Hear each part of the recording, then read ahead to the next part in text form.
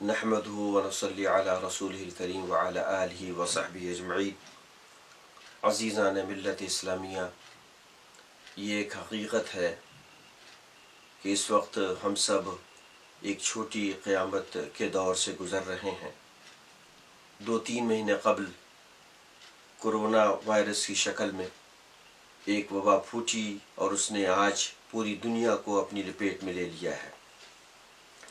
ایسے موقع پہ افواہیں بہت زیادہ گرم ہیں۔ اپنے اپنے ڈھنگ سے لوگ اس سے بچنے کی تدابیر اس قدر تیزی کے ساتھ وائرل کر رہے ہیں کہ ایسا محسوس ہوتا ہے کہ کرونا وائرس سے زیادہ تیزی کے ساتھ یہ تدابیر وائرل ہوتی چلی جا رہی ہیں۔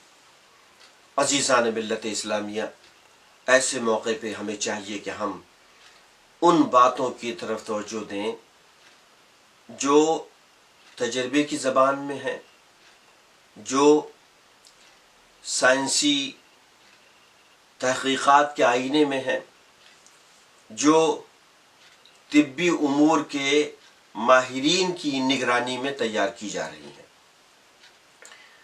اب یہ دیکھیں کہ یہ جو کرونا وائرس ہے،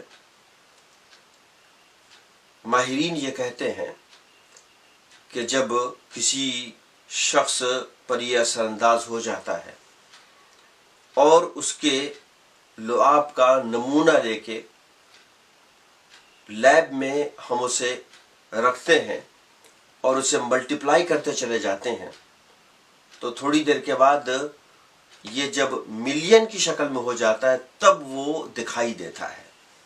یعنی اس قدر اس کی جسامت چھوٹی ہوتی ہے کہ مائکروسکوپ پہ بھی یہ نظر نہیں آتا، اتنی خطرناک چیز ہے یہ۔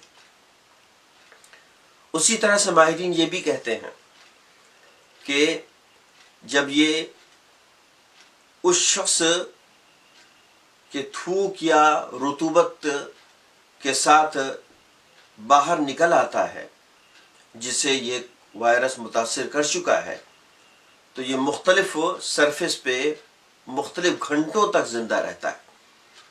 یعنی اگر کاپر اور آئرن ہے تو 3 دنوں تک اس پہ وہ زندہ رہتا ہے۔ اسی طرح سے کارڈ بورڈ ہے تو کئی گھنٹے وہ زندہ رہتا ہے۔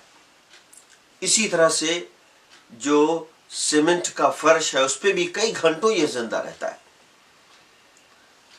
اب جو لوگ مسجد میں نماز پڑھنے کے لیے جا رہے ہیں وہ ذرا توجہ فرمائیں کہ جب وہ سجدے میں جائیں گے اور کوئی شخص جو ان سے پہلے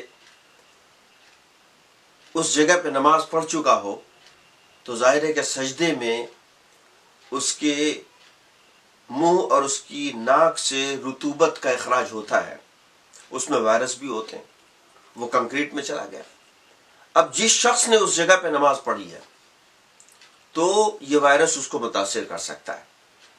لہٰذا میری مسجدوں کے انتظامیہ سے گزارش ہے کہ وہ ہر نماز کے بعد مسجد کو کسی ایسی کیمیکل سے صاف کریں جس سے وائرس مر جاتا ہو۔ نماز پڑھنے والے اس کا بھی خیال رکھیں کہ بہت زیادہ قریب آ کے کسی سے ملاقات نہ کریں، دور دور رہیں۔ عزیزان ملت اسلامیہ، اس وائرس کو مذاق نہ سمجھا جائے۔ آپ دیکھیں کہ میں جس شہر میں رہتا ہوں، امریکہ کا 4تھا بڑا شہر ہیوسٹن ہے، صرف 1 ہفتے پہلے یہاں پر 2 یا 3 اس سے متاثر افراد تھے۔ آج تقریباً 300 سے زیادہ صرف اس شہر میں۔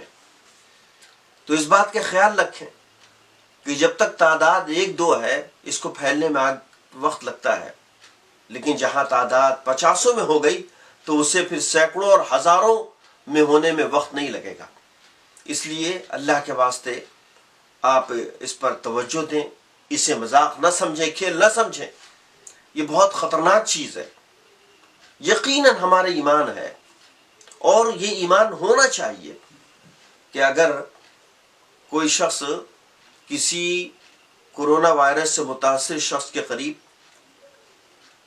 1 घंटा नहीं 1 साल भी रहे और अल्लाह ताला उसे महफूज रखना चाहे तो कोरोना वायरस का वो शिकार नहीं हो सकता।